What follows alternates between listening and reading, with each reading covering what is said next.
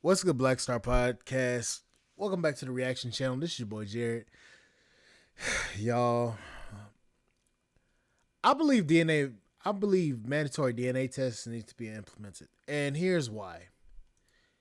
You have a young brother with the old woman.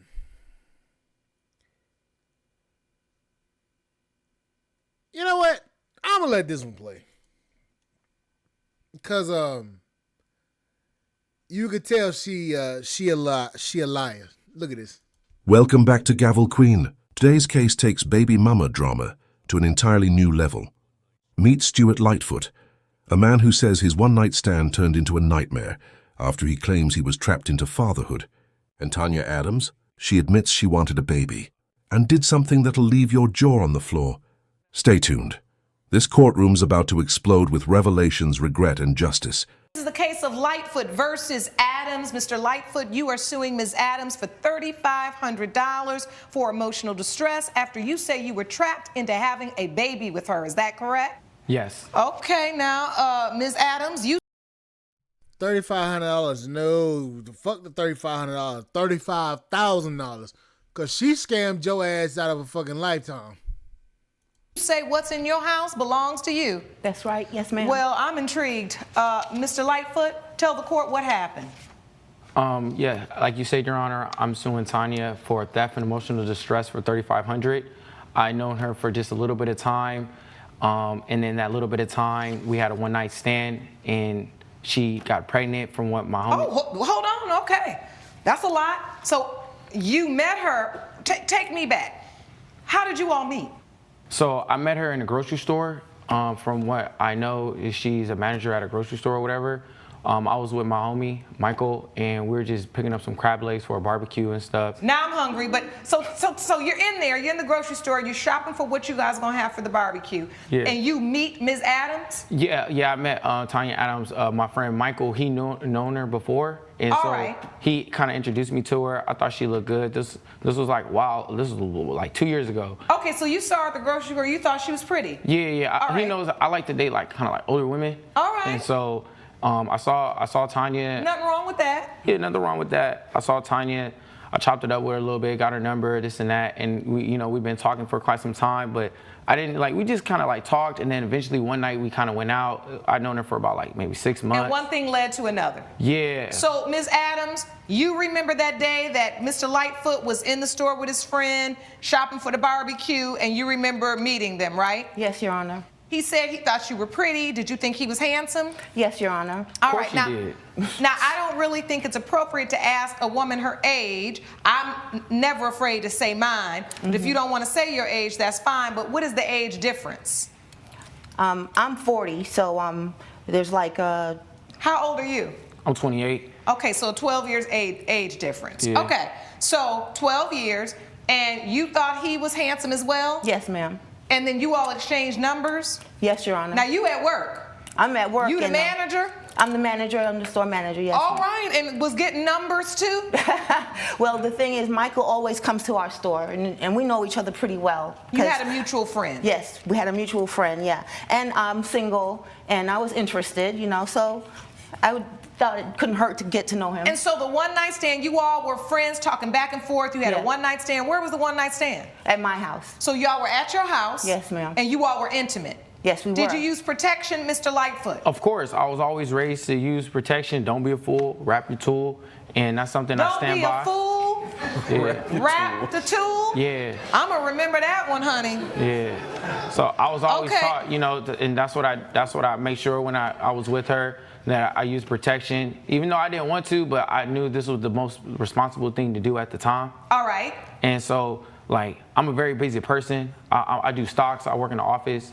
And so, during that time, we were talking, but it was a while ago. That's not who I am anymore, but I was talking to a few different women, and she invited me over, and we happened to have sexual intercourses. Intercourses? Sexual intercourse. So I'm that's sorry. more than It once? was Well, like yeah, three times that night. So. Yeah, it You was. said a few times? Yeah, that's why I like the younger men. Oh, well, all right. So you like the younger men, so you had sex a few times that night, but every time was protected. Yes, ma'am. So why are we here today? If you had protected sex, you say in your complaint, Mr. Lightfoot, that she trapped you into having a baby. Well, because what happened was, it was like, I had met her, and then like, I don't know, like 9 months, 8 months later or whatever, my homie tells me that, you know, Tanya, she pregnant? And I was like, what do you mean she pregnant? But I didn't really think anything of it. It was just like something brief.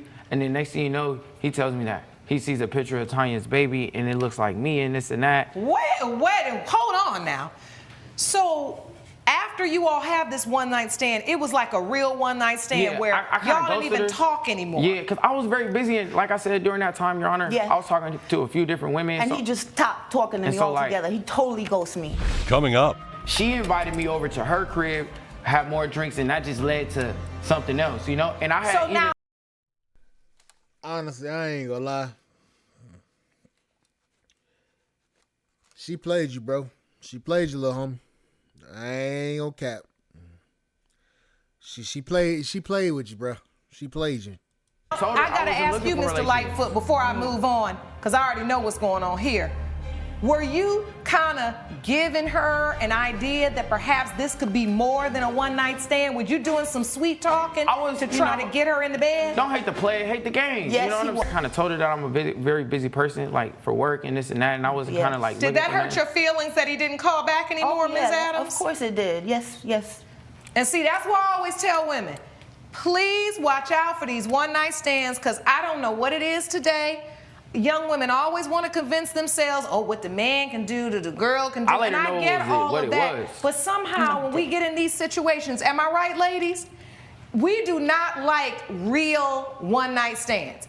We get offended when you don't call back, and the one-night stand, that's technically what it is. Mm-hmm. Am I allowed to say hit it and quit it? I think so. I said it, but I mean this with sincerity.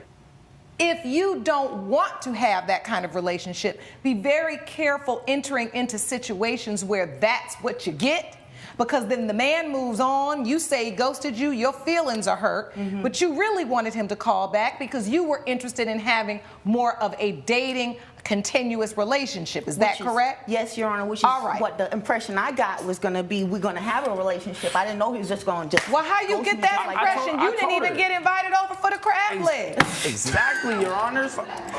Delusional. No, not delusional. No, I'm not being, I'm really not even being, being mean. My point is this. It's also about in the courting and you understanding what it was about. Did you all used to date outside of the bed? Like, did you all go out on dates before this? Never. I talked to her small talk, like off and on here and there, and then it was just one night I just happened to invite her out. So let's go out, have a good time, have a few drinks. She invited me over to her crib, have more drinks, and that just led to something else, you know? And I had even told her I gotta ask you, Mr. Lightfoot, before I move on, because I already know what's going on here. Were you kind of giving her an idea that perhaps this could be more than a one-night stand? Were you doing some sweet talking to try to get her in the bed? Don't hate the play, hate the game. Yes, you know what I'm saying? So you got all the same. answer is yes. Well, like at the end of the day, I felt like I kind of kept it real with her. I kept it a buck. I was kind of telling her, like she was telling me that she wanted a family, but I was telling her I did want a family, but not right now. Not at okay, so you all had these conversations. Yeah, we kind of talked about it a little bit. Not right now. I didn't really want a relationship. I told him exactly how I felt. So take me to this whole baby thing. So at the time he was 26, and at the time he was 38. So you knew that it wasn't possible. It wasn't gonna be a possible relationship. You was at a stage in your life to where you was ready to settle down. He was in the midst of still building his career and his life. So why would you think he would want a family right now when he was trying to build something? You have a one-night stand where you use protection, and what happens? Well, how'd the baby come? He dozed off. I went ahead and took his condoms out of the trash, and I used a syringe and inserted his sperm inside of me. I looked it up online. I see how to do it. This is my property, man. You left it in my house. That's my property. It's your You're saying I leave my wallet at your crib. Now it belongs to you. You gonna start taking my cards and start spending my money just because it's at your crib? Yo, wait a minute, Ms. Adams. Now that rationale, that line of thinking. So you said to yourself, he left, and the condom is still in the trash can. You didn't flush it down the toilet? No, he dozed off. No, That's a lesson you learned. Yes, you're right, Your Okay, Honor. you was today years old when you learned that. I was young and dumb. I should have listened to my mom. She always told me, if you go somewhere, take all your belongings with you when you leave. You know and the I risks should have never left my involved. You knew the condoms risks there. involved in the first place. All when right, you so first got hold in the bed with hold me. on. Now I want to understand this. So you're saying he left the condom, but it was in the trash, and you just took it upon yourself to say, well, you know what? If he left it behind, then it's mine. Well, nasty. See, I got listen sayings to me. too. Your Honor, I was previously married a few years back, and I had 2 miscarriages. And everybody that know me knows how bad I want a child, okay? And my time is short. Okay, at this age, I need to hurry up and have my Your clock child. is ticking. You got that right. Almost topped. Yes. I got it. Okay, I had so- my son at 41, so I do understand that. So I had my opportunity. I saw my opportunity and took it. I decided I wanted a baby. Okay, so you testifying in open court that you saw an opportunity with some sperm from a young man still in your trash, and you decided you were going to take it. Yes, ma'am. You know that sperm jacking is a thing, don't you? Yes, it is. I never heard of that. You just said you looked it up. Well, I looked it up on the internet, but I didn't know it was a thing. So when you looked it up, you should have looked up to see that this is really. She looked it up. And she didn't know it was a thing, but she... What the hell? No. She knew. She just openly admitted in court that she stole this man's sperm. Now she's trying to walk it back. Nah, you did. You said what you did. Happening, and it's an issue. Yes, Your Honor. So you are admitting in open court that you did not ask Mr. Lightfoot's permission. You all never discussed and agreed to have a child together. You took it upon yourself because the condom was still there. We discussed it, and now he's saying that he was never against agreed it. to have But he was a child, Your telling me, Honor. yes, I know that's I look good. good. He was I know I got muscles, down I with look it. fit. No, you was What down with it. You know you was now, down you with done it. took it too far. I was My here shirt for a little all thick. your little sayings, but now you done talked about these muscles. Now hold on. Listen, Mr. Lightfoot, what I want to understand from you is, you're saying that after this one night stand, you never contacted her again, and then all of a sudden, a few months later, then you see your friend. This is your witness. Yeah, my homie. Please stand up, sir. I My want to homie, hear Michael. from you, because this is a mess. Hello, Your Honor. How are you Please doing? state your name for the court. My name is Michael Lofton. All right, Mr. Lofton, how do you know Mr. Lofton? This nigga look. Hold up. Your name for the court. My name is Michael Lofton. This nigga look 20 and 40 at the same fucking time. How the fuck this shit work? All right, Mr. Lofton, how do you know Mr. Lightfoot? I know Stewart from college. You know, we played football together. He was my quarterback. I had been there already a couple of years. I was a receiver. And when he came, we just instantly Okay, so clicked. you all have been together for a while, quarterback and receiver. He and I have. Yes. Right, that's what I'm saying. Right. You and him, not you and Ms. Adams. Exactly. I get that. Not like that now. You know, we broke some touchdown records together. But we Okay. didn't That's bring it. nothing else together. Yeah. Coming up. I just feel like I was taken advantage of because at the end of the day, like I would take care of my child if I have a You know all child. the risks involved But see- when you having sex with somebody, and condoms are Well, not 100%. no, Miss Adams, either. hold on I now, understand hold on that. now. Because you over there, you the older woman, but you Exactly. giving bad advice.